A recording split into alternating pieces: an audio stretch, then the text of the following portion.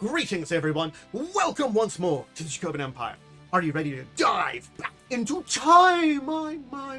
We are heading back into the past once more to learn about the sets and releases of Magic the Gathering. It's history. If you're ready to head back to 2012 once more today, join me, your host and guide, Captain Dracovin. Take my hand. I'll open up a time portal back to 2012. I will need a little tip before we leave. Make sure you're subscribed over on YouTube and let me know in the comments below your thoughts on today's product from the Vault Realms. Did you own it? Were you ever interested in getting it? And what do you think about the cards they put out during this time? The time portal awaits. Let's get going. Back to the past. Welcome to August 31st, 2012. Are you ready to learn about a product released today? From the Vault Realms. This is the 5th of the From the Vault series. We're about halfway through this series before it was discontinued, as they put out 10, so we're getting a pretty decent distance into it. And this was right at the end of August that we're getting this release, so we're over halfway the year. Its original MSRP was $34.99, basically $35 if you wanted to get it. Its set symbol represented a mountain and a sunrise. Hey, it's Realms. It's the land pack. We'll talk about it. It was developed by Mart Gottlieb. It's meant to be multi-universal, and like all the From the Vault's cards, 15 cards. From the Vault's products. Premium, 15 cards. Yes, 15 non-basic land cards. They've got black borders. They're in the modern format. They have the holographic foil treatment. 7 of these cards did have alternate art. I'll point out when we talk about them, the ones that do have alternate art. In addition to this, it did have this. Now, why is this important? Well, this was a newly designed spin-down life counter. Yeah, the spin-down life counters, not standard just dice, began here. And has the expansion symbol on this set. Granted, we kind of had expansion symbols of some sets before, but yeah.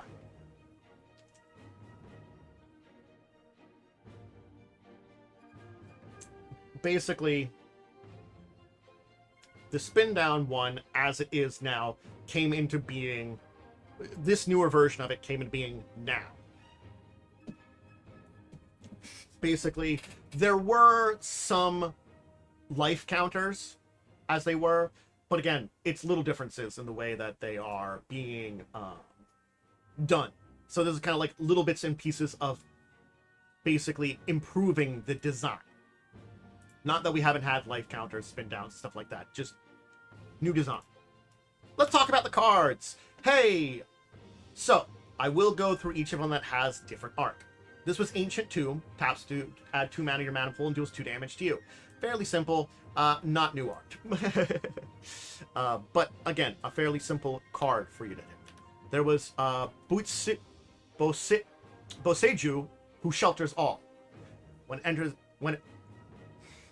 who shelters all, enters the battlefield tap, legendary land, and you can pay 2 life, add 1 mana to your mana pool, and it can be spent on an instant or sorcery. That if it's spent on instant or sorcery, it cannot be countered by spells or abilities.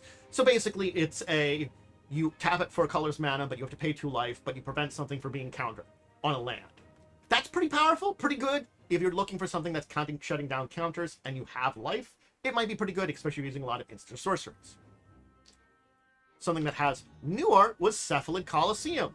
Taps to add a blue and deals 1 damage to you. And if you have Threshold, where if you do not remember what Threshold is, I know, it's been a while.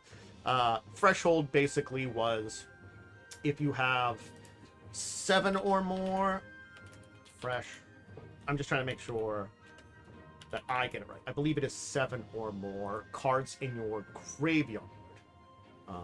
Yes. Sorry, I had to check because I was remembering 7. I wanted to make sure I remember 7 correctly. 7 or more cards in your graveyard, it can activate its other abilities. This is tap, sacrifice it, target player draws 3 cards, then discards 3 cards. And you can only activate the ability of 7 or more cards in your graveyard. Oh, it says it there. Duh. I missed that at the bottom, that they set the threshold. So basically, it's an interesting one. Cephalid Colosseum. I don't know if if it still has value, but it had value for a while for some decks. No. I remember it had some value for a while, but I'm guessing it's been outclassed. No. Unfortunate for it.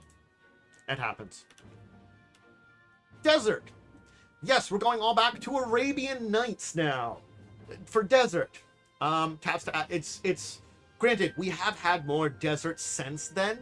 Since this point in time. But you have to remember that there was only the one type of Desert. And there were reprints of it since Arabian Nights. But there wasn't, like, other subtype Desert cards up until now. Yeah. The original Desert. Hi, hello, how are you? Taps to add a colorless, and it taps to deal 1 damage to target attacking creature as only the end of combat step. So basically, end of combat step is when damage is dealt and cleaned up. You can add an extra damage onto an attacking creature. Now this is an interesting one because Mark Rosewater considers this version of the card a mistake. This is new art for Dryad Arbiter. Its format is basically a basic forest. It is a land that's also a creature. It's a forest that's also a Dryad. You play it like a land, but it's also a creature and a 1/1 Dryad Arbor. And again, it looks very much like a forest. I understand why he's like, oh, I didn't like that we did it that way. Also with new art was Forbidden Orchard. You tap to add 1 mana of any color to your mana pool, and whenever you tap it, put a 1/1 colorless spirit creature token in the battlefield under target opponent's control. So you can tap it for any color mana, but your opponent gets a spirit. That doesn't matter to you. Forbidden Orchard can be pretty good. Glacial Chasm, also having new art. This is an interesting one because it's a land with cumulative upkeep. Basically, cumulative upkeep means it starts out as the base number, and you have to pay the upkeep an extra time each turn that you have it out. So at your first upkeep, you have to pay 2 life. At your second upkeep, 4, then 6, then 8, then 10, then 12. Yeah. Also, when it enters, you sacrifice a land. Creatures you control can't attack and prevent all damage that be dealt to you. So you can't attack. You have to sacrifice a land. You have to pay life, but all damage dealt to you is prevented. You have life gain. Still good. You can probably keep it going for a while, but it gets ridiculous. Grove of the Burn Willows. This also has new art. We've gotten through most of our new art. There were 6 of them. This taps to add a colorless mana to your mana pool, or taps to add a red or a green, and then each opponent gains 1 life. So yes, if you need color mana, you can give your opponents life.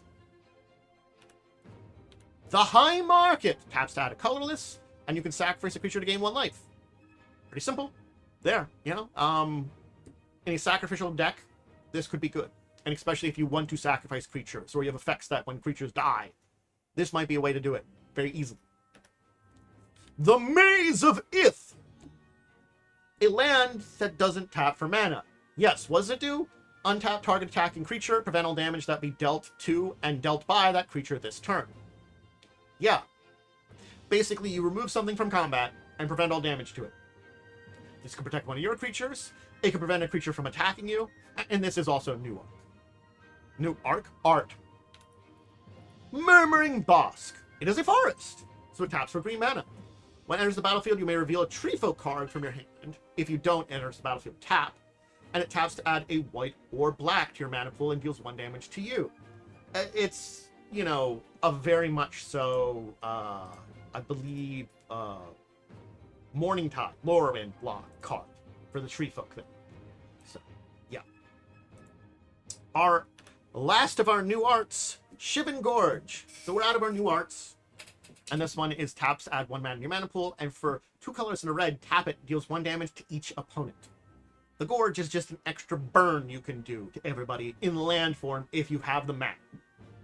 At the end of, right before your turn, you can spend some mana, burn all your opponents. Shivan Gorge has some uses there. Urborg, Tomb of Yawgmoth, the legendary land itself. This has value.